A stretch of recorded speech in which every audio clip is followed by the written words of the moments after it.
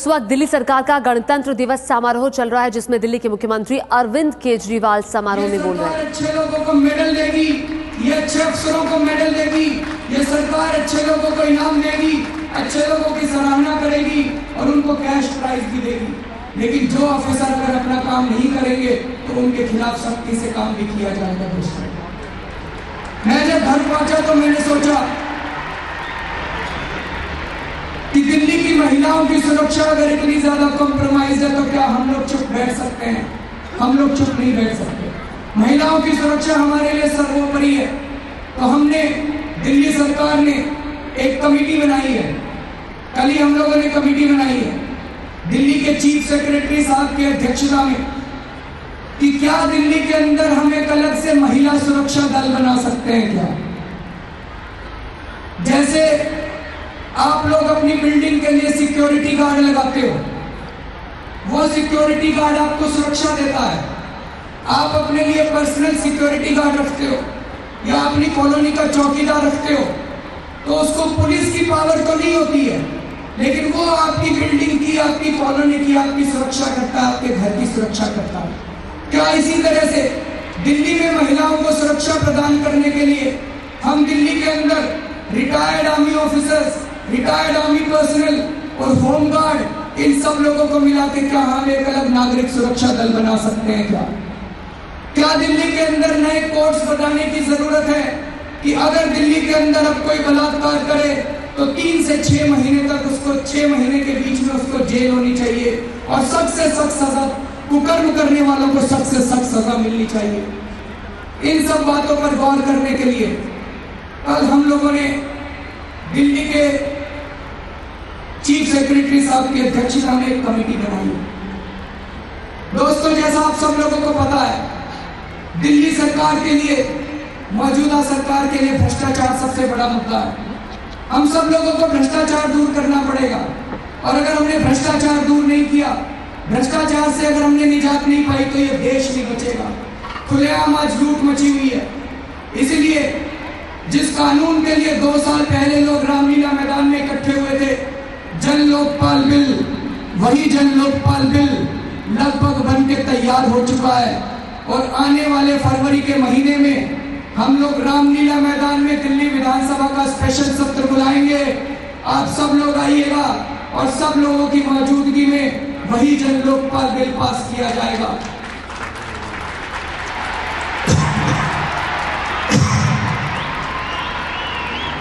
वो जन लोकपाल बिल कहता है कि अब अगर कोई भ्रष्टाचार करेगा तो उसे सख्त से सख्त सजा मिलेगी, उसे जेल होगी, उसे नौकरी से बर्खास्त किया जाएगा और उसकी संपत्ति को जब्त किया जाएगा। लेकिन मैं भगवान से प्रार्थना करता हूं कि इस कानून में एक भी आदमी जेल नहीं जाना चाहिए। हमारा मकसद लोगों को जेल भेजने का नहीं है। हमारा मकसद है कि लोगों के अंदर डर पैदा हो कि अब अगर वो भ्रष्टाचार करेंगे तो उनको जेल होगी। हमारा मकसद डर पैदा करने का है, हमारा मकसद जेल भेजने का नहीं है लोगों को। अभी नई सरकार बनने के कुछ दिन के अंदर हम लोगों ने ऐलान किया था कि जब आप किसी दफ्तर में जाते हैं, आपसे रिश्वत मांगी जाती है, आपका काम नहीं किया जाता। अगर अब आपसे कोई रिश्वत मांगे तो आप मना मत करना, उसे सेटिंग कर लेना, उसकी स्टिंग कर लेना, उसकी रिकॉर्डिंग कर लेना और रिकॉर्डिंग करके आप हमें लाके देना, हम उसको रंगे हाथों ट्रैप करेंगे। दोस्तों, मैं ये नहीं कहता कि पिछले 20-25 दिन के अंदर दिल्ली से भ्रष्टाचार खत्म हो गया है, लेकिन जो मुझे जनता से खबर मिल रही है कि एक खौफ तो जरूर पैदा हो गया है। कम से कम 20 से 30% भ्रष्टाचार तो जरूर कम हो गया है। अभी अभी मैं जब आ रहा था, मेरी गाड़ी एक ट्रैफिक लाइट के ऊपर रुकी, कई सारे लोगों ने मुझे घेर लिया। उनमें कई ऑटो वाले थे और उन ऑटो वालों से मैंने पूछा तो उन्होंने बताया कि सर, पिछले 15 दिन से पुलिस ने हम लोगों से रिश्वत लेनी बंद कर दी है। ये कोई छोटी बात नहीं है, बहुत बड़ी बात है। जिस रिश्वतखोरी को सरकारें पिछले 65 साल से रोक नहीं पाई, अगर नीयत साफ हो, अगर करने की मंशा हो, तो मुझे लगता है हम सब लोग मिलके, जनता मिलके, सरकार मिलके, मंत्री मिलके, अफसर मिलके इस व्यवस्था को सुधार सकते हैं। अभी मेरा एक दोस्त कुछ दिन पहले एक ऑटो में सफर कर रहा था।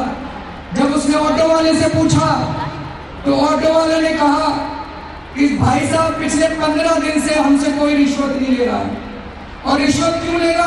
क्योंकि अब तो मेरी सरकार है। उस ऑटो वाले को लगता है कि अब उसकी सरकार है। अब इस दिल्ली के एक आम आदमी को लगने लगा है कि उसकी सरकार है। ये सबसे बड़ी अचीवमेंट है। मुझे अभी कुछ दिन पहले मेरे एक दोस्त ने बताया, उसके घर के सामने एक चाय वाला चाय बेचता है। वो चाय वाला 8 रुपए की चाय बेचा करता था। उसने अपना रेट कम करके 6 रुपए कर दिए।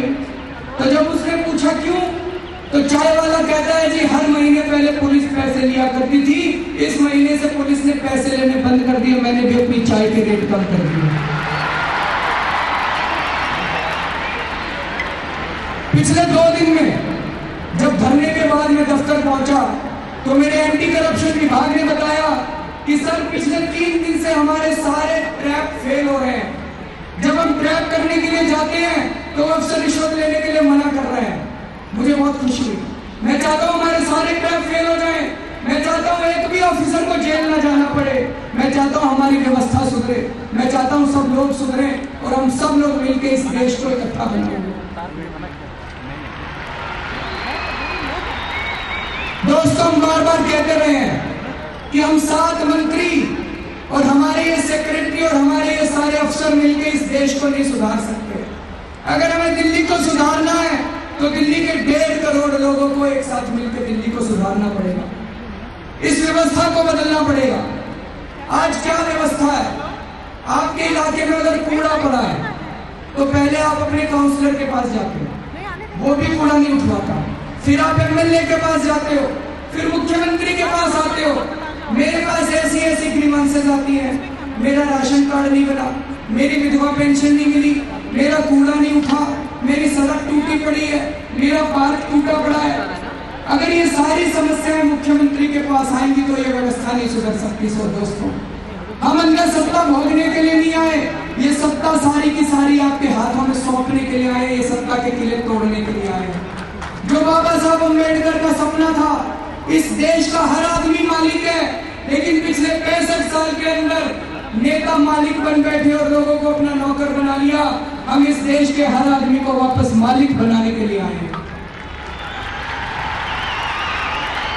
तो जनता को मालिक बनाने का कानून पास होने वाला है। इसे हम लोग कह रहे हैं स्वराज का कानून। अपना राज, जनता का राज। बहुत जल्दी जनता का राज आने वाला है। बहुत जल्दी जनता के हाथ में सत्ता आने वाली है।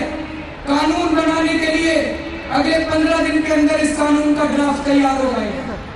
ये कानून क्या कहता है? ये कानून कहता है कि मान लीजिए आप साकेत के ए ब्लॉक में रहते हैं, वहां पे मान लीजिए 1000 परिवार रहते हैं, तो उन 1000 परिवारों का चुनाव करवाएगी सरकार। पूरी दिल्ली को छोटे छोटे मोहल्लों में बांटेगी, हर मोहल्ले का चुनाव करवाएगी। उस मोहल्ला सभा का एक चेयरमैन होगा। हर महीने वहां की जनता मिलेगी और जनता आपस में बैठ के तय करेगी कि वहां पे सरकारी पैसा जो खर्च किया जाता है वो कहां खर्च किया जाएगा। तो मान लीजिए आपके इलाके के अंदर सफाई नहीं होती, तो आप अगले महीने अपनी मोहल्ला सभा में जाके सफाई कर्मचारियों को बुला सकते हैं, सैनिटरी इंस्पेक्टर को बुला सकते हैं और उनको पूछ सकते हैं भाई सफाई क्यों नहीं कर रहे। मान लीजिए आपको अपने इलाके में सड़क बनानी है, सरकार आपको पैसा देगी, आप तय करेंगे कि उस पैसे से सड़क बनानी है कि पार्क बनाने की, स्ट्रीट लाइट बनानी है कि पानी की पाइपलाइन लगानी है। जनता ये सारी सत्ता आपके हाथों में सौंपना चाहती है। आपके सरकार ये सत्ता आपके हाथों में सौंपना चाहती है। जनता तय करेगी और उस इलाके के नेता और उस इलाके के अफसर उन निर्णयों का पालन करेंगे।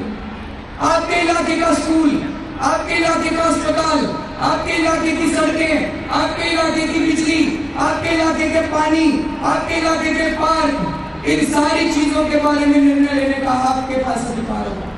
आप अपने इलाके में वाटर हार्वेस्टिंग कीजिए। हो सकता है आपको दिल्ली जल बोर्ड से पानी लेने की जरूरत ही ना पड़े। आप अपने इलाके के अंदर सोलर एनर्जी लगाइए। हो सकता है कि आपको दिल्ली की बिजली कंपनियों से बिजली लेने की जरूरत ही ना पड़े। और जब हम सत्ता जनता के हाथ में सौंप देंगे तब दिल्ली सरकार पूरी दिल्ली के बारे में सोच सकेगी, पूरी दिल्ली के बारे में प्लान बना सकेगी। दोस्तों, हमारा सपना है दिल्ली को पूरे देश का सबसे पहला भ्रष्टाचार मुक्त राज्य बनाया जाएगा। दिल्ली से सबसे पहले भ्रष्टाचार दूर किया जाएगा। हमारा लक्ष्य है ईमानदार राजनीति कायम करना, क्योंकि अगर ईमानदार राजनीति होगी तो सबको अच्छी शिक्षा मिलेगी, अगर ईमानदार राजनीति होगी तो सबको अच्छा इलाज मिलेगा, अगर ईमानदार राजनीति होगी तो व्यापार बढ़ेगा, उद्योग बढ़ेगा, सबको रोजगार मिलेगा, सबको बिजली मिलेगी, सस्ता पानी मिलेगा। दोस्तों, मैंने 1947 को नहीं देखा, 1977 के दौरान भी मैं बहुत छोटा बच्चा था, लेकिन 2014 की इस क्रांति देखने के लिए मैं मौजूद हूँ। इसके लिए मैं भगवान का बहुत बहुत शुक्रिया अदा करता हूँ। आज दिल्ली के लोगों को आजादी की खुशबू मिल गई है। अब दिल्ली के लोग चुप नहीं बैठने वाले, अब दिल्ली के लोग खड़े हो चुके हैं और दिल्ली के लोग अपने अधिकारों की मांग करेंगे, और अधिकार नहीं मिलेंगे तो दिल्ली के लोग क्रांति करेंगे। और इस आजादी की खुशबू को हमें पूरे देश के अंदर ले जाना है और पूरे देश को भ्रष्टाचार और महंगाई से हम लोगों को मुक्ति दिलानी है दोस्तों। लेकिन दो शब्द जाते जाते मैं मीडिया के साथियों से भी कहना चाहूंगा। अभी कल मेरे पास एक रिपोर्टर का फोन आया, बहुत बड़ा टीवी चैनल है, उनके रिपोर्टर है।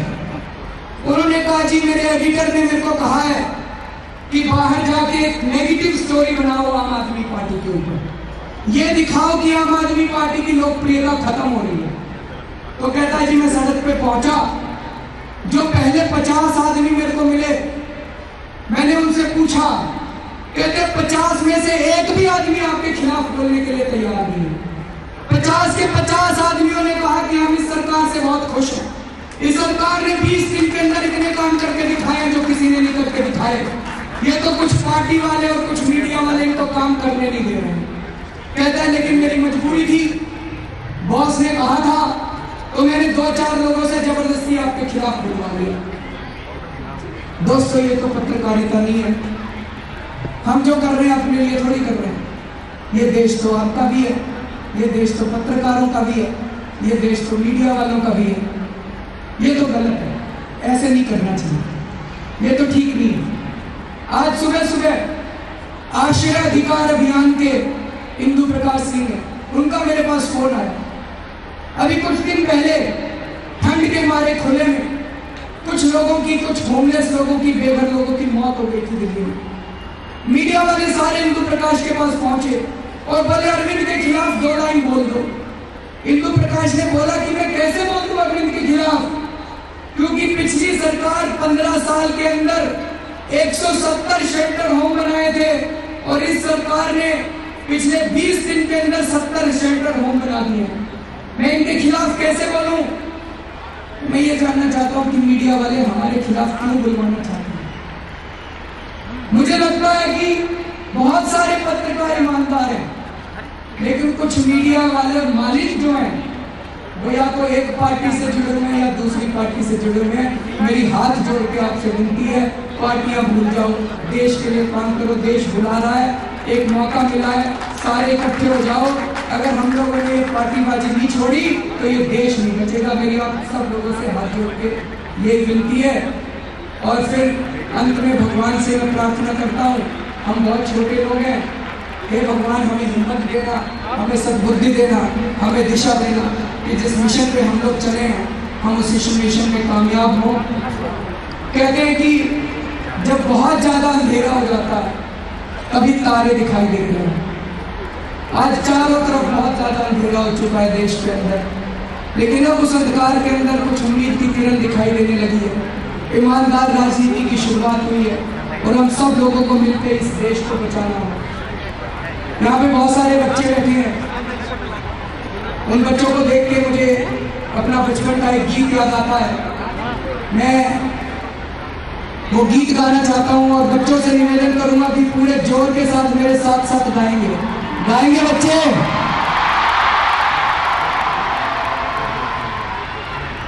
हम होंगे कामयाब।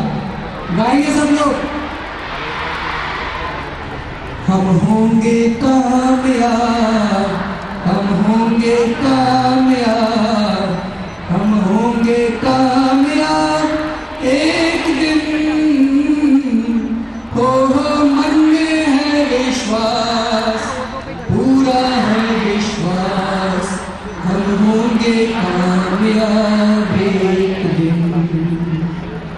नहीं डर किसी का आज, नहीं डर किसी का आज, नहीं डर किसी का आज।